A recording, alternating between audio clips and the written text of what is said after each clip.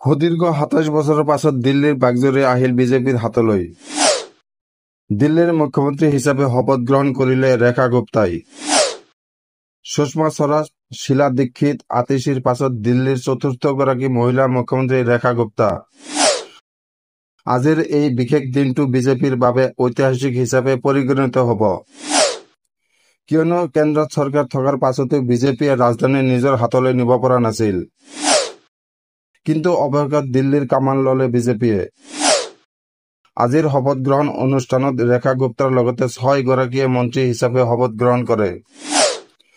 মুখ্যমন্ত্ৰীগৰাকীয়ে লগতে দিল্লীৰ ৰামলালা ময়দানত প্ৰৱেশ বাৰ্মা, আশিষ সুদ, মচিন্দৰ সিং সিৰসা, কপিল মিশ্ৰ, ৰবীন্দ্ৰ ইন্দ্ৰ ৰাজ আৰু পংকজ সিঙেও মন্ত্ৰী হিচাপে শপত গ্ৰহণ কৰে।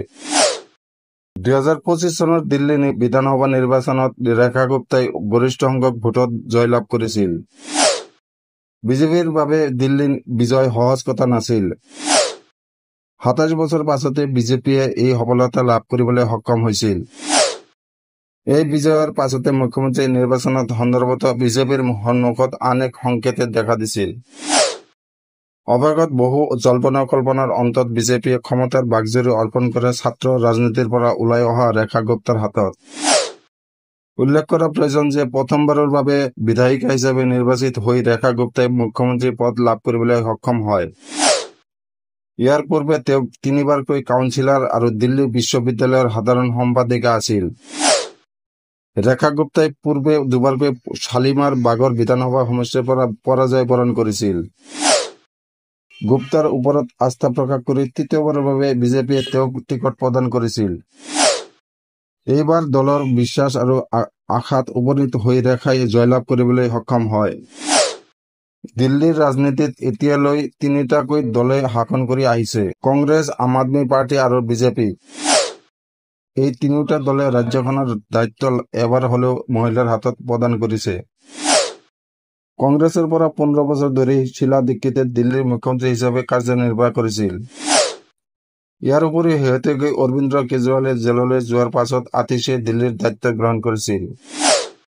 আতিশীয়ে ১৫২ দিন দিল্লীৰ মুখ্যমন্ত্ৰী হিচাপে কাৰ্যনিৰ্বাহ কৰিছিল। ইয়াৰ উপৰিও বিজেপিয়ে সুষমা স্বৰাজৰ হাতত পূৰ্বে শাসন বাগজৰী প্ৰদান কৰিছিল আৰু এতিয়া দিল্লীৰ মুখ্যমন্ত্ৰী হিচাপে নিযুক্তি প্ৰদান কৰিছে ৰেখা গুপ্তা। এই ৩টা দলে মহিলা মুখ্যমন্ত্ৰী পাতি দিল্লীৰ মহিলাসকলক আকৰ্ষিত কৰি অহাৰ চেষ্টা কৰিছে। এক কথাত দিল্লীৰ মহিলাসকলে হৈ পৰিছে ক্ষমতা নিৰ্ণায়ক ভোটাৰ। দিল্লীত চৰকাৰ গঠনৰ ক্ষেত্ৰত মহিলা ভোটাৰৰ ভূমিকা অতি গুৰুত্বপূৰ্ণ। বিগত কেইটামান বছৰত কেজৰিৱালে মহিলাসকলৰ বাবে বিনামূলীয়াকৈ বাছ যাত্ৰা, মহিলা সুৰক্ষা কাৰ্যসূচী আৰু মহিলাসকলৰ অৰ্থনৈতিক সবলীকৰণৰ বাবে বিভিন্ন কাৰ্যসূচী হাতত লৈছিল। এনে কাৰ্যসূচীসমূহৰ বাবে আপে দিল্লীত মজবুত স্থিতি ৰক্ষা কৰিবলৈ সমৰ্থ হৈছিল। ২০২৫ চনৰ দিল্লী বিধানসভা নিৰ্বাচনতো মহিলা ভোটাৰৰ ভূমিকা গুৰুত্বপূৰ্ণ হিচাপে বিবেচিত হৈছে। সেয়েহে হয়তো বিজেপিয়ে ৰেখা গুপ্তাৰ হাতত দিল্লীৰ বাগজৰী অৰ্পণ কৰিছে।